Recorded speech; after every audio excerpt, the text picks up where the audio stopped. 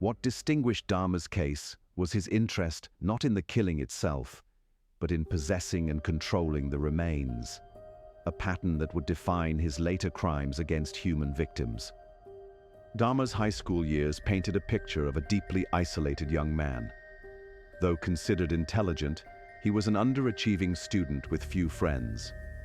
He began drinking heavily during school hours, sometimes smuggling beer or hard liquor in his locker.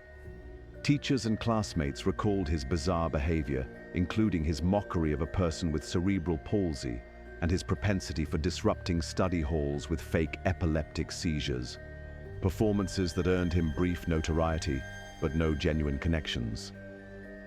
Brian Masters, author of The Shrine of Jeffrey Dahmer, wrote about this period. The teenage Dahmer created a persona, the class clown who drank and performed shocking stunts. But behind this facade was a profoundly lonely young man who felt increasingly disconnected from normal human interaction. His alcohol consumption was not merely teenage rebellion, but self-medication, an attempt to numb feelings of isolation and disturbing fantasies that were beginning to consume him. Dahmer committed his first murder shortly after graduating high school in June 1978. His victim was Stephen Hicks, an 18-year-old hitchhiker whom Dahmer picked up and invited back to his house for drinks. When Hicks attempted to leave, Dahmer struck him with a dumbbell, strangled him to death, and later dismembered the body. He would later confess that the motivation wasn't hatred, but a desire to control Hicks, to prevent him from leaving.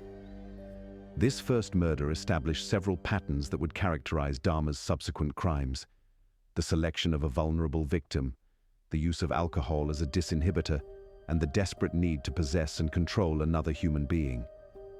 Yet after this initial killing, Dahmer didn't murder again for another 9 years. In the intervening period, Dahmer briefly attended Ohio State University, but dropped out after 1 quarter due to his alcoholism. In December 1979, his father convinced him to enlist in the army. Dahmer served as a combat medic in Germany until 1981, when he was discharged due to his excessive drinking. After his military discharge, Dahmer lived briefly with his father and stepmother before moving to Milwaukee to live with his grandmother in West Allis.